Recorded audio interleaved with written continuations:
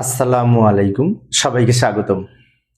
প্রিয় শিক্ষার্থী বন্ধুরা, আজকে আমি যে এইচএসসি আইসিটি বিষয়ের চতুর্থ অধ্যায়ের এইচটিএমএল সম্পর্কিত, ওয়েব ডিজাইন সম্পর্কিত এইচএসসি টেস্ট পরীক্ষায় রাজশাহী ক্যাডেট কলেজে যে প্রশ্নটি এসেছিল, ওই প্রশ্নটির সঠিক সমাধানের চেষ্টা করব। তো অনেক শিক্ষার্থী আমাকে বিশেষ করে এই বিভিন্ন প্রশ্নের উত্তর দেওয়ার জন্য বিশেষভাবে অনুরোধ করে কমেন্টসে, যার কারণে আমি মাঝে মধ্যে অনলাইনে ক্লাস নিই। আমি একজন সরকারি কলেজের শিক্ষক। তো তোমাদের সাথে আলোচনায় আছি আমি মোহাম্মদ সিরাজুল ইসলাম। তো এই প্রেজেন্টেশনগুলি আগে আমি তৈরি করি, তারপরে দেখাই টেলিভিশনের মাধ্যমে। টেলিভিশনকে আমি স্মার্ট বোর্ড হিসেবে ব্যবহার করি। তো আগে থেকে এই প্রেজেন্টেশনগুলো তৈরি করতে হয়, যার কারণে একটু কষ্ট হয় আমার তৈরি করতে। তারপর শিক্ষার্থীরা যেহেতু অনুরোধ করে আলোচনার জন্য, তাই তাদের জন্য এই কষ্টটুকু আমি করি। অনেক শিক্ষার্থী এগুলো দেখে নিজেই আইসিটি পারে, প্রাইভেট পড়া লাগে না। আমি চাই শিক্ষার্থীরা প্রাইভেট না পড়ে নিজের চেষ্টায় শিখুক। তো চলো শুরু করা যাক। প্রথমে এই ওয়েব পেজ, এখন এই ওয়েব পেজটা কিন্তু একটি টেবিল আছে এবং এই টেবিলটি তৈরির জন্য HTML কোড লিখতে হবে। এবং অনেক শিক্ষার্থীর মনে হতে পারে উপরেও তো অনেক তথ্য আছে। হ্যাঁ, উপরে এটা আছে, এটা ওয়েবসাইটের এমনিতেই যে আমাদের যে ওয়েবসাইটের যে পেজের অংশ সেটা। অ্যাকচুয়ালি আমি ওয়েব ডিজাইন করে এই কোড, এখানে যে কোডগুলি লিখবো ওই কোডগুলি ব্যবহার করে ওয়েব ডিজাইন করে যে ওয়েব পেজটা পেয়েছিলাম সেটা এখানে নিয়ে এসেছি, যার কারণে এটা সহ আছে। কিন্তু পরীক্ষায় এইটুকু আসবে, এই টেবিলটা খালি, এটাই এসেছে পরীক্ষায়। উপরের এই অংশটুকু পরীক্ষা অনেক সময় থাকে না, কিন্তু এটা সহ একটা ওয়েব পেজ মনে হচ্ছে, তাই না? তো যাই হোক, এরকম ওয়েব পেজ পাওয়ার জন্য আমরা কোড এখানে লিখব। কিভাবে লিখব? প্রথমে শুরুটা করব উত্তর ঘ, উদ্দীপকের চিত্র 2 এর আউটপুট প্রদর্শনের জন্য HTML কোড লিখো। ও চিত্র 2 যেহেতু বলেছে, তার মানে কি রাজশাহী ক্যাডেট কলেজে গ নাম্বারে আর একটা উদ্দীপক ছিল, সেটা আমি পূর্বের ক্লাসে আলোচনা করেছি, ওই প্রশ্নটি সমাধান করে দিয়েছি। তোমরা যারা না দেখেছো তারা গ নাম্বারটা দেখে নিও, ওইখানে লিস্ট করা আছে, ওইখানে লিস্ট তৈরি করা আছে। আর আজকে একটা টেবিলের মধ্যে এগুলি লিখবো। এই লেখাগুলি যদি লক্ষ্য করে দেখতে পাই, তাহলে এখানে টেবিলে রো আছে কয়টা, কলাম আছে কয়টা, এটা আগে দেখতে হবে। এই একটা রো, এই একটা রো, এই একটা কলাম, এই একটা কলাম, এই একটা কলাম, তার মানে কি 1 2 3 4 5টা রো, 5টা সারি আছে। এখন টেবিলের মধ্যে রো তৈরি করার জন্য TR ট্যাগ ব্যবহার করতে হয়। তা TR ট্যাগটা আমরা 5 বার ব্যবহার করব, কারণ এখানে 5টা সারি আছে। আর পাশাপাশি সেল তৈরি করার জন্য TD ব্যবহার করব। তো যাই সমাধান করে আমি এখানে দেখাচ্ছি। এখানে আরো কিছু অ্যাট্রিবিউট ব্যবহার হবে, যেমন এইগুলো কলামগুলো একসাথে করার জন্য কল স্প্যান অ্যাট্রিবিউট ব্যবহার করব, এখানে রো গুলো একসাথে করার জন্য রো স্প্যান অ্যাট্রিবিউট ব্যবহার করব, তাই না? যাই এখানে আমি লিখে দেখাচ্ছি। শুরুতে আমরা ডক টাইপ HTML লিখব। ডক টাইপ HTML দ্বারা ডকুমেন্ট টাইপ HTML বোঝায়, এবং এইটা লিখলে HTML5 ভার্সন প্রদর্শিত হয়। আর এই লাইনটা যদি না লিখে আমি এখান থেকে শুরু করি HTML দিয়ে, তাহলে HTML4 হয়। কিন্তু এখন তো লেটেস্ট ভার্সন ব্যবহার হচ্ছে 5, তাই 5 দিয়ে আমি লিখতেছি। এরপরে বডির ওপেনিং ট্যাগ দিব। এখন বডির মধ্যে মূলত আমরা এটা তৈরি করার জন্য টেবিল ট্যাগ ব্যবহার করব। তো টেবিলের সাথে আমরা এখানে বেশ 3টা অ্যাট্রিবিউট ব্যবহার করব। এই যে আমি ব্যবহার করে দেখাইলাম, টেবিল হচ্ছে ট্যাগ, আর এখানে 3টা অ্যাট্রিবিউট ব্যবহার করেছি। একটা বর্ডার অ্যাট্রিবিউট, যার ভ্যালু দিয়েছি 1, এই দাগগুলি দেওয়ার জন্য। আর একটা হচ্ছে সেল স্পেসিং অ্যাট্রিবিউট, যার ভ্যালু দিয়েছি 0, যার কারণে দাগগুলি এরকম সলিড হবে। আর একটা হচ্ছে উইড দিয়েছি আমি 300। এখন অনেক শিক্ষার্থীর মনে হতে পারে উইড যে 300 হবে বুঝবো কিভাবে? উইড না দিলেও হতো, কিন্তু না দিলে এই ধরনের টেবিল হবে না। টেবিলটা না একটু চিপা হয়ে যাবে, একটু চিকন হবে, কারণ এর সাথে না এই লেখাটার সাথে দাগটা লেগে থাকবে, তার মানে কি একটু চিকন হয়ে যাবে না? কিন্তু আমি উইডটা দেওয়ার কারণে এই 300 পিক্সেল মতো বড় হয়েছে টেবিলটা। অনেক সময় এখানে লিখে থাকে 50%, 60 বা 40% এরকম লিখে থাকে, তখনও এরকম 40% এক পেজের, 50% হলে এক পেজের অর্ধেক হবে। তো যাই হোক, উইডটা দিলে টেবিলটা এরকম হবে, উইডটা না দিলে টেবিলটা আরো চিকন হবে। যেহেতু আমি উইড দিয়েছি তাই টেবিলটা এত সুন্দর দেখাচ্ছে। টেবিল ট্যাগ ব্যবহার করলাম। এবার টিআর অ্যালাইন সমান সেন্টার লিখলাম, কারণ লেখাগুলি মাঝখানে আছে, তাই অ্যালাইন সমান সেন্টার লিখলাম। এরপরে এ দুই পাশে TD লিখব। TD open, TD close, TD দ্বারা টেবিল ডেটা বোঝায়। এখানে সবগুলোই আমরা টিডি দিয়ে লিখব। আবার বি এর দুই পাশে টিডি লিখবো, টিডি ওপেন টিডি ক্লোজ মাঝখানে বি। সি এর দুই পাশে টিডি লিখবো, টিডি ওপেন টিডি ক্লোজ মাঝখানে সি, এবং টিআর ক্লোজ করব। আমি আরেকবার বলছি, লক্ষ্য করি, টিআর ওপেন টিআর ক্লোজ, ফলে কি হবে, এই রোটা তৈরি হবে, রো রো। সারিতে কয়টা সেল, 1 2 3টা, তিনটা যেহেতু সেল, তো তিনবার টিডি ব্যবহার করেছি।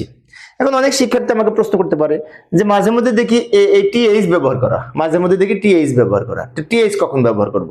হ্যাঁ, টিএইচ যদি ব্যবহার করতাম তাহলে এখানে অ্যালাইন সমান সেন্টার লিখতাম না, কারণ টিএইচ লিখলে এমনি লেখা মাঝখানে যায়। আবার টিএইচ যদি ব্যবহার করতাম তাহলে এই লেখার মধ্যে পার্থক্য হতো, এই লেখাটা বোল্ড হয়ে যেত, কারণ টিএইচ এর মধ্যে যেটি লিখি সেটি বাই ডিফল্ট বোল্ড হয়, আর টিডির মধ্যে যেটি লিখবো সেটি বোল্ড হয় না, নর্মাল লেখা হয়। তো যেহেতু সব নর্মাল লেখা, তাই আমরা টিডি ব্যবহার করেছি। আবার অনেক শিক্ষার্থী আমাকে প্রশ্ন করতে পারে যে অ্যালাইন সমান সেন্টার মাঝে মধ্যে দেখি টিডির মধ্যে লেখা। হ্যাঁ, অ্যালাইন সমান সেন্টার টিডির মধ্যে লেখা যাবে, সেই ক্ষেত্রে অ্যালাইন সমান সেন্টারটা প্রত্যেকটা টিডির মধ্যে লিখতে হবে, তার 3বার লিখতে হবে। আর আমি সময় সেভ করার জন্য টিআর এর মধ্যে একবার লিখেছি, ফলে এই 3টার উপরে কাজ করবে। ওকে, এবার এই সারিটা তৈরি করব। জায়গা, এই যে টিআর অ্যালাইন সমান সেন্টার লিখলাম, কারণ এই লেখাটা মাঝখানে। এখানে একটি মাত্র সারি, একবার টিডি ব্যবহার করব, কিন্তু ওই টিডিকে একটা নির্দেশনা দিব, যেহেতু এরকম লম্বা এই প্রান্ত থেকে ওই প্রান্ত 1 2 3টা কলাম মিলে একটা কলাম হয়েছে, তো পাশাপাশি কলামগুলো একসাথে করার জন্য কল স্প্যান নামে একটা অ্যাট্রিবিউট ব্যবহার করব। কল স্প্যান, এই যে টিডি, ভালো করে লক্ষ্য করি, টিডি কল স্প্যান সমান 3, তারপর ডি লিখবো, টিডি ক্লোজ করব, টিডি ওপেন টিডি ক্লোজ, মাঝখানে এডি লিখবো, তারপর টিআর ক্লোজ করব। আবার বলছি, টিআর ওপেন টিআর ক্লোজ, মাঝখানে টিডি ওপেন টিডি ক্লোজ, তার মধ্যে ডি। বাট ডি যেহেতু এই লেখাটা লম্বা 3টা কলাম এক করেছে, তাই লিখেছি কল স্প্যান সমান 3।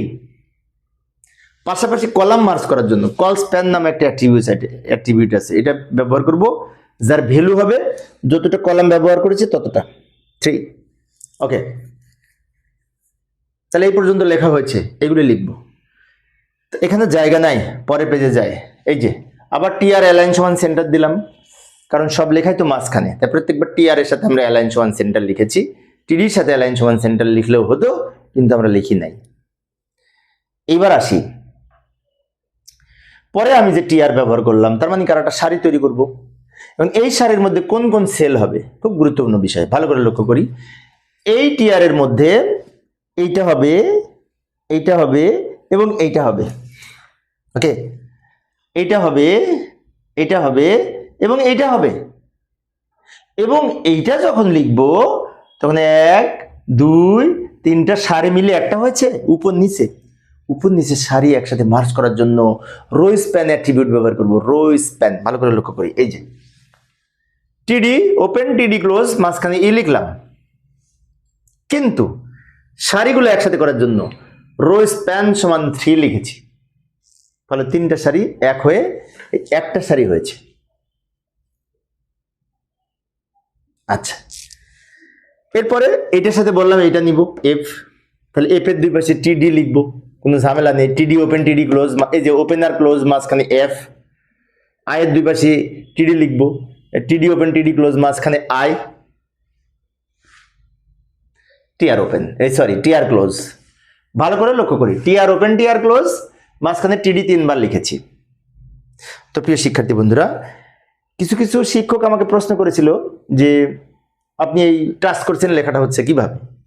তা আসলে তাদের উদ্দেশ্যে বলছি, আমি এগুলো আগে প্রেজেন্টেশন তৈরি করি, তারপরে আমি যে বাম হাতে আমার এটা দিয়ে টাচ করি, একই সাথে এখানে টাচ করি, ম্যাচ করে আমি কথার সাথে এর সাথে এবং ডান হাতের কলমের সাথে একসাথে মিলাই বলি, যাতে লেখার মতো মনে হয়। ওকে, এবার আসি, এই পর্যন্ত লেখা শেষ। এইবার পরে আবার টিআর ওপেন করব, অ্যালাইন সমান সেন্টার লিখবো। এখন এই টিআর এর মধ্যে কোনটা হবে, ভালো করে লক্ষ্য করি, এই টিআর এর মধ্যে হবে এটা লেখা শেষ, এটা লেখা শেষ, এটা লেখা শেষ। তার এদিক থেকে এটার পরে এটা হবে, আবার ওদিকে ওইটার পরে এটা হবে, তার মানে কি এইটার সাথে এটা হবে। খেয়াল রাখবো কিন্তু এটার সাথে এটা হবে, এটা আর হবে না, কারণ এটা এটার সাথে হয়ে গেছে, এটার সাথে এটা লিখবো। এবার জি এর দুই পাশে টিডি, জে এর দুই পাশে টিডি, কিন্তু একটা কথা আছে, এই যে বেচারা বসে আছে ও আবার দুইটা সারি মিলে একটা নিচে একলা জায়গা দখল করেছে, সেজন্য আমরা এখানে যে দুই পাশে এই টিডি ওপেন টিডি ক্লোজ লিখবো, এখানে রস পান সমান 2 লিখবো, কারণ দুটো সারি এক করেছে। তারপর টিডি ক্লোজ, টিআর ক্লোজ করবো, টিআর ওপেন টিআর ক্লোজ, সারিটা তৈরি হয়েছে এইটার এইটার জন্য, সরি এইটার এইটার জন্য। এখন এই দুটো কমপ্লিট হয়েছে, তাহলে এইটুকু বাকি আছে, এটার জন্য আবার টিআর ওপেন করব, টিআর ওপেন অ্যালাইন সমান সেন্টার, টিআর এর সাথে অ্যালাইন সমান সেন্টার লিখেছি কারণ সব লেখাগুলি মাঝখানে আছে সেই জন্য। আচ্ছা, এবার এইচটা খালি বাকি আছে, এইচ এর কোনো ঝামেলা নেই, এইচ লিখে দুই পাশে টিডি লিখবো, এই যে টিআর ওপেন টিআর ক্লোজ, রোটা তৈরি হবে, রো এর মধ্যে যদি একটি সেলও তৈরি করতে হয় তাও একবার টিডি ব্যবহার করতে হবে। আমাদের এখন কিন্তু লেখা শেষ, এইবার সবার শেষে ক্লোজ করব। কিভাবে? প্রথমে টেবিল ক্লোজ করব, বডি ক্লোজ করব, এইচটিএমএল ক্লোজ করব, table close, body close, HTML close. এইভাবে সুন্দর করে যদি আমি কম্পিউটার লিখে সেভ করে যদি আউটপুটটা দেখি, তাহলে এই ধরনের একটি হুবহু আমরা ওয়েব পেজ দেখতে পাবো। তার মানে কি, পরীক্ষা এসেছিল এই অংশটুকু, এর জন্য এইচটিএমএল কোড এইভাবে আমরা লিখে দেখাবো। আমি সঠিকভাবে লেখার চেষ্টা করেছি, ফলে আউটপুটটা সঠিক এসেছে। তো প্রিয় শিক্ষার্থী বন্ধুরা, এই ছিল আজকের আলোচনা। তোমাদের যদি কারো কোনো অনুরোধ থাকে কোনো বোর্ডের প্রশ্নের সমাধানের জন্য, তবে সব বোর্ডের প্রশ্ন আমি সমাধান করে দিয়েছি। যে প্রশ্ন আমার এই চ্যানেলে দেয়া আছে ওইটা অনুরোধ করলে অনেক সময় ওইটা আমি করি না, সমাধান করে দেখাই না, কারণ ওটা তো অনলাইনে দেয়াই আছে, ডাবল হয়ে যাবে সেই জন্য। পরের ক্লাসটি